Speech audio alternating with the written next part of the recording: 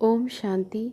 हमने पिछली ऑडियो में ये जाना कि हम जो भी कर्म करते हैं वो कायम रहते हैं, बस उसकी ऊर्जा को हम बदल सकते हैं। अब जैसे कोई हमने कर्म किया तो उसका फल मिलना तो स्वाभाविक ही है। जैसे हम किसी पंडित को अपनी जन्म पत्री दिखाते हैं तो उस जन्म पत्री में वो प्रिडिक्शन करते हैं कि आने वाला समय कुछ खराब है, इसीलिए आप कुछ दान करें और ये पूजा पाठ करें। तो इससे क्या हमें रिज़ल्ट निकलता है? इससे रिज़ल्ट ये निकलता है कि जो पास्ट में हमने कोई बुरा कार्य किया था, अब उसका फल की भोगना आने वाली है, तो हम उसके लिए दुआएं इकट्ठी करें। दुआएं वो हमें जप के द्वारा या दान के द्वारा कहते हैं। तो इसके पीछे का अध्यात्म अगर हम जानेंगे, जब हम दान करते हैं, किसी भूखे को खाना, किसी को वस्त्र या कहीं मंदिर में दान करते हैं, तो वो दान उस मंदिर के कार्य में लगाए जाते हैं। और जिससे मान लीजिए कि आपने 100 रुपये दान किए हैं, तो उस 100 रुपये से अगर उस मंदिर की कोई चीज़ की ज़रूरत है वो लाई जाती है, तो वो इस्तेमाल होता है, तो वो सही जगह इस्तेमाल हुआ।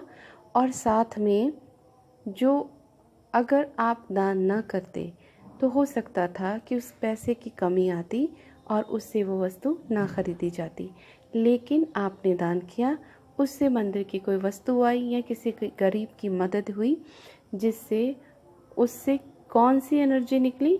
दुआओं की एनर्जी निकली।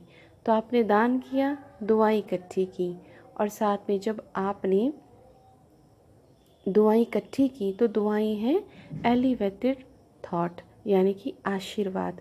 आपने दुआएं इकट्ठी की और उस दुआओं में एक ब्यूटीफुल एनर्जी थी, एक प्योर एनर्जी थी, नंबर 1। और नंबर 2 कि आपने उसके साथ जप किया, कोई भी मंत्र का जाप किया।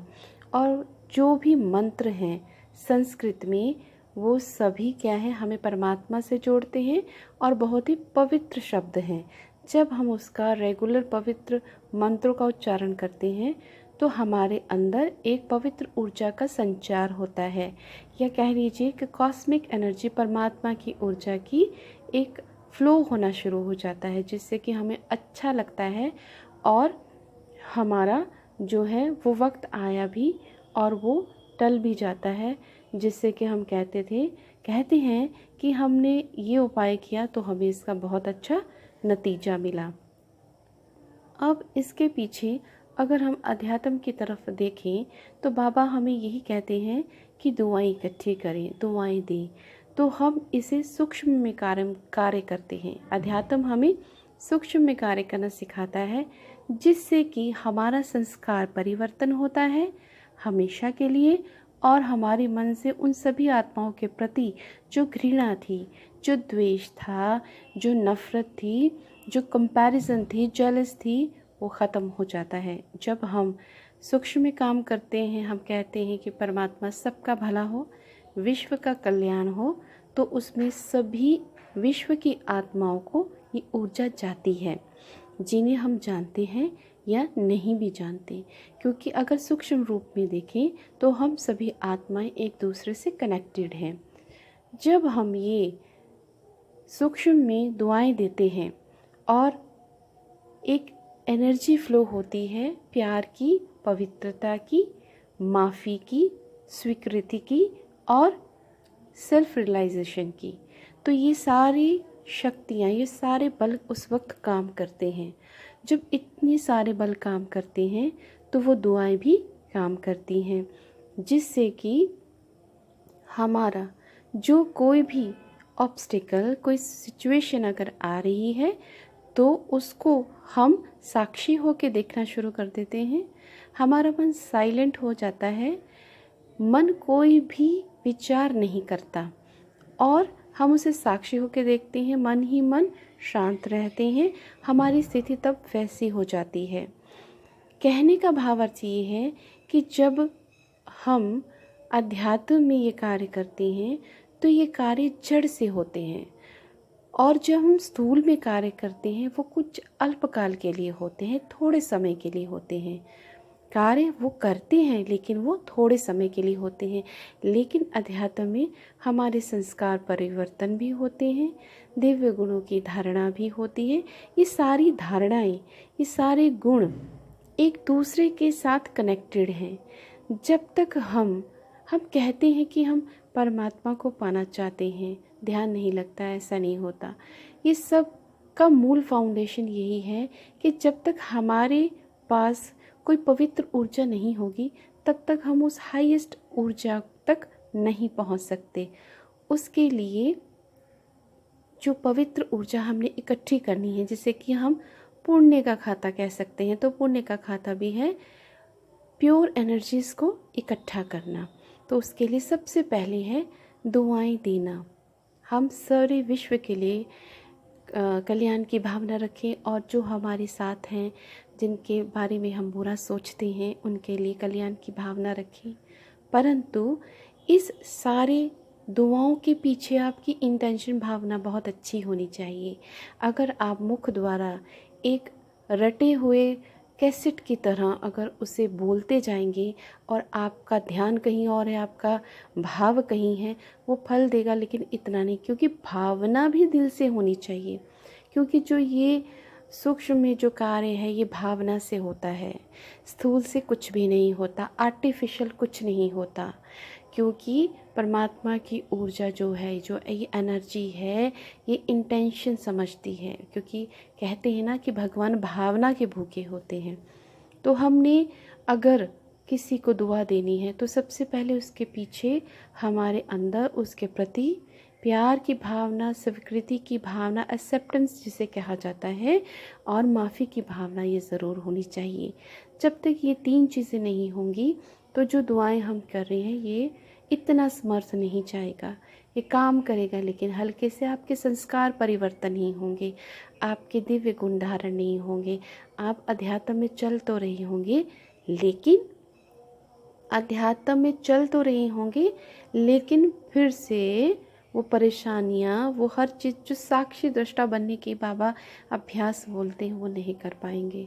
क्योंकि हमने धारणा तो की ही नहीं, हम एक आर्टिफिशियल की तरह उस चीज़ को बोलते गए। जैसे अब आपने मेरे मुख द्वारा सुना और उसको बोलना शुरू किया, लेकिन एफ़र्ट्स अच्छे हैं, हमें कोशिश ज़रूर करनी चाहिए।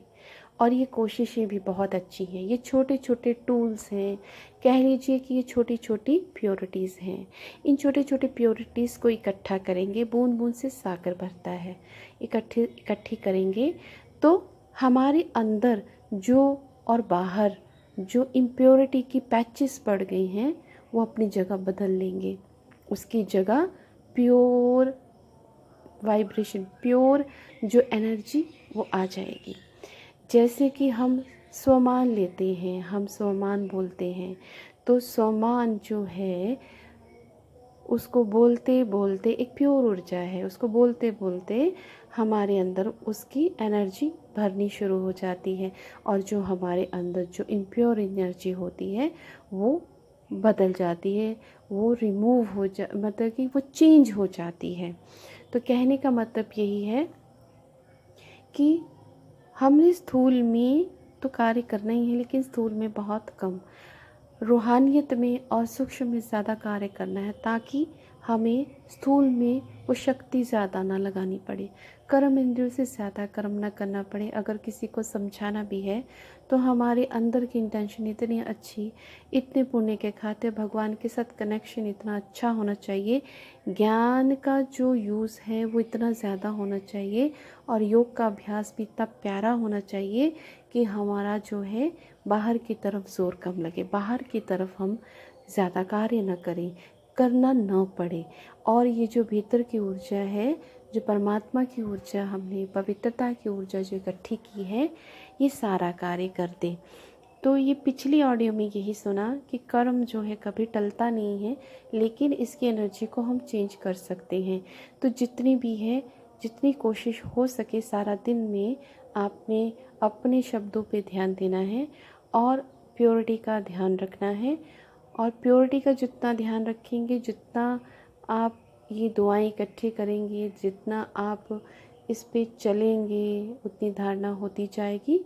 और साथ ही में इसलिए आप भीतर से जितना योग का अभ्यास और ज्ञान का चिंतन ज़्यादा करेंगे और संकल्पों पे ज़्यादा ध्यान देंगे और बाहर की जितनी भी आत्माएं हैं उनके लिए शुभ विचार रखेंगे और सारे विश्व के सुख और शांति के लिए आपकी हमेशा दुआएं रहती रहेंगी, तो आपके लिए सब कुछ इजी होगा।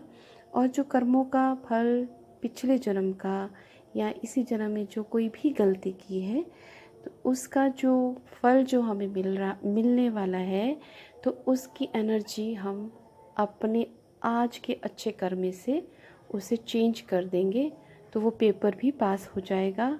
वो जो भोगना है, जो कहा जाता है कि पहाड़ से राई, राई से रुई, मैं तो सीधा कहूँगी पहाड़ से रुई, और जो शूल से फूल, तो ऐसा बन जाएगा। तो अध्यात्म हमें यही सिखाता है और ये हमें करना है। यही एक अच्छे, जिसे मनुष्य कहते हैं, एक अच्छा ह्यूमन बीइंग, वो उसकी निशानी है। तो हम इसका अभ्यास करेंगे और इसका अभ्यास रोज़ करना है। जैसे रोज़ भोजन चाहिए, पानी चाहिए, है ना, और रोज़ हमें इसका अभ्यास भी चाहिए। अब अगली ऑडियो में हम कुछ योग के बारे में, कुछ इसकी सहजता के बारे में बात करेंगे। आज इतना ही। ओम शांति।